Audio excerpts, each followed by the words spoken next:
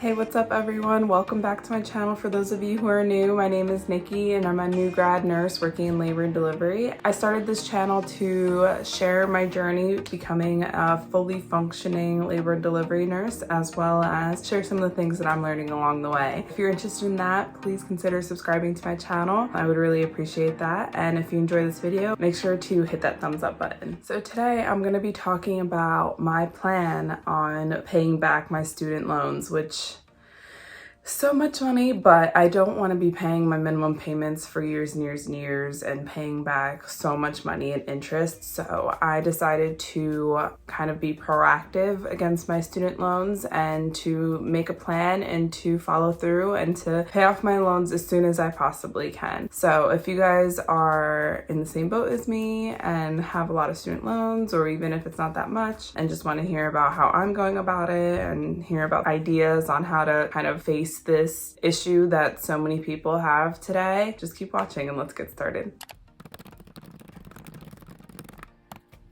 So I wanted to show you guys my budget because this is how I track my debt payments. And if you guys didn't watch my last video on how I budget, I went into more detail about this spreadsheet and how I use it. So if you guys want to watch that, I'll link it up in the cards for you so you guys can go check that out. So this orange section, I pointed with my finger, you guys couldn't see my finger. This orange section is the debt section, as you can tell. This is kind of how I track my progress. Well, this is how I track my progress. So the first 7, all of these are my federals, and right now I'm not really focusing on those just because of the pause on the federal student loans right now, which I'm taking advantage of and trying to pay down my private loans, which have higher interest rates anyway and higher balances. I have about $31,000 in federal loans and about $88,000 in private loans.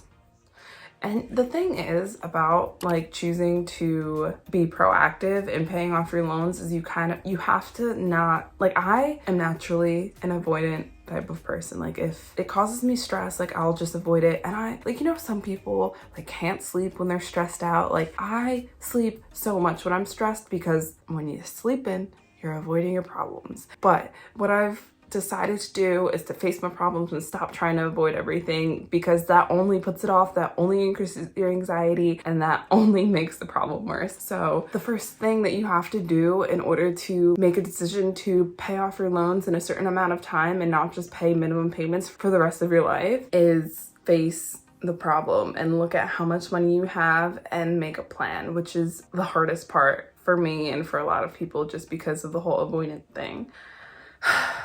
And it does give me anxiety looking at it, but it also motivates me to actually see the numbers now. And I see them going down, even if it is just by a little bit every month. It is what it is. And I'm just gonna do what I can to get rid of this debt so that I can reach my other goals that I'll have in the future, like buying a house, starting a family, you know, making more money, maybe starting a business or something like that. Like, it's just so freeing not to have this just like looming cloud of debt over you. And I just can't wait for that. And I know how good that's gonna feel, and that's what's motivating me to sit down, look at these scary numbers and face them head on.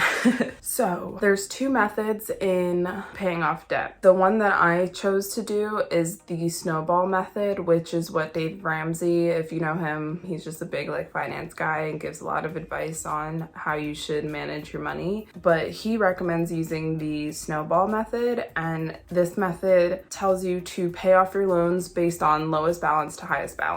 So let's just pretend like these top ones don't exist because I'm not paying for them right now and I'm focusing on these 4 ones on the bottom. The reason why this payment is so high is because, okay, so let me put in this $150 because my minimum payment for that loan is about $150 based on my zero-based budget, which takes my income, and then when I start filling out my budget, tells me how much money I have left over down here. And then once this says 0, that's when you know that each dollar that you bring in this month has a name and has a purpose, and you have planned out exactly where all of your money is going to go that month. So if my expenses are taken care of, I put whatever I wanted into my savings, and then I have all of my minimum payments in my debt section, I have about $1,000 left over. So what I'll do is put any extra money that I have left over and put it all towards that top loan with the lowest balance that I'm trying to actively pay off. So what happens is once you pay off this loan, that'll be zero. You won't have to put any money towards that loan anymore, obviously, because you paid it off. So that means that you have that much money that you were putting towards that first loan, you can put it towards your next loan. So in that case, plus that minimum payment, you'll have $1,600, $1,676.33 to put towards the next loan. And then you'll continually put that amount towards that loan every month. And then once that loan is paid off, you don't have to put that money towards that loan anymore either. And now you have that $1,600 to put towards the next loan. So that'll give you $19.36 left over. As you pay off each loan, you have more money to put towards the next loan. And that's where that snowball method comes from. The other method, which you are obviously welcome to also explore and to figure out if that's the way that you want to do it, is the avalanche method, in which you pay off your loans based on the highest interest rate to the lowest interest rate. So in the avalanche method, you are going to pay a little bit less in interest and pay less overall towards your loans. But the snowball method is good for motivation because you're starting with the loan with the lowest balance. You pay that balance off relatively quickly and then you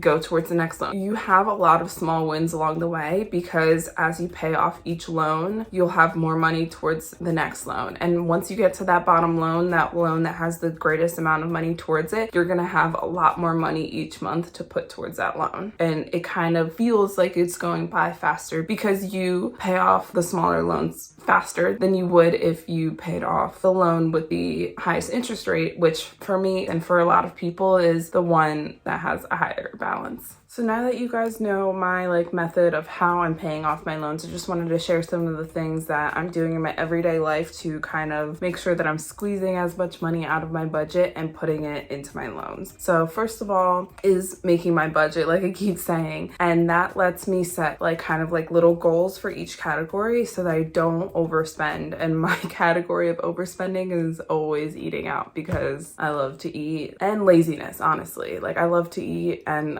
I can be lazy with cooking. This month I am trying to keep... I thought you didn't want to be in here. You want to tell them about my budget? Oh, you're gonna lay right there, huh? All right, so this month I want to keep my eating out budget under $125, which is kind of hard for me because let's see, I've already spent $40. Okay, that's not bad. $40 in 2 weeks. What's today?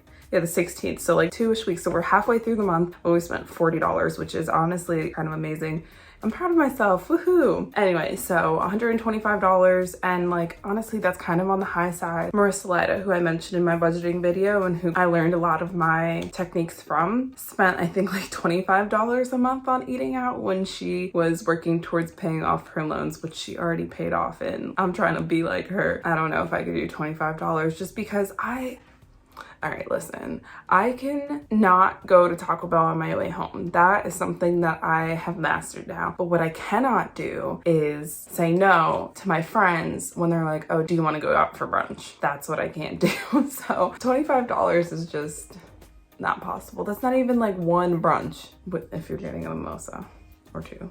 A tip I have with the eating out thing is try not to order as many drinks because that definitely adds up on your bill. So what I'll do is I'll try to cut back, maybe order one drink or not drink at all, and then try to not spend as much money there, not always order an appetizer, just skip the appetizer, just order whatever you're gonna eat because most of the time you can't finish all of it anyway. You could just find little corners to cut, and although it might not seem like a lot, if you're gonna get one drink instead of two, you might be saving yourself $10, but $10 4 times in the month is $40, and $40 times 12 is $480 a year, which also doesn't sound like that much over that long of a period of time, but it adds up, especially when you cut corners on lots of different things, like cutting back on your subscriptions, not eating out as much, and not spending as much when you do eat out, and not buying quick impulse buys. That stuff really will add up, and you can put all of that extra money towards your loans. But yeah, so sticking to my budget and limiting my spending on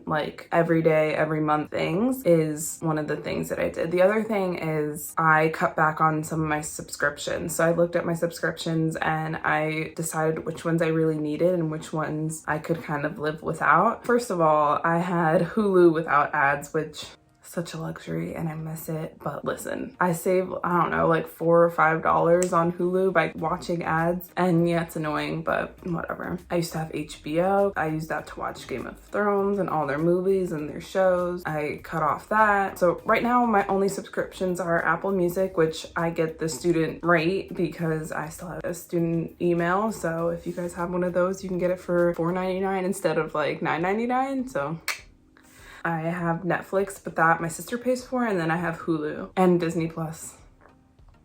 So I could definitely cut back more on my expenses, but I don't know. It's just like such a fine line between cutting way too much out where I am missing things in my life and cutting out just enough so that I have more money to put towards my loans. I don't know. I'm like not willing to give up as many things as some other people are. And I think that's why it's going to take me a little bit longer. But listen, I'm still doing what I can, and everybody's journey is going to look a little bit different, and everyone has their limits and what they want to give up and things that they don't want to give up. That's one of the things that you have to figure out too, is what you're willing to give up to reach your long-term financial goals. But the one thing that I did definitely give up is buying clothes, and I also used to buy a lot of nail polish, which is crazy because I have so much nail polish. I just really got into like nail art and painting my nails, like honestly like twice a week.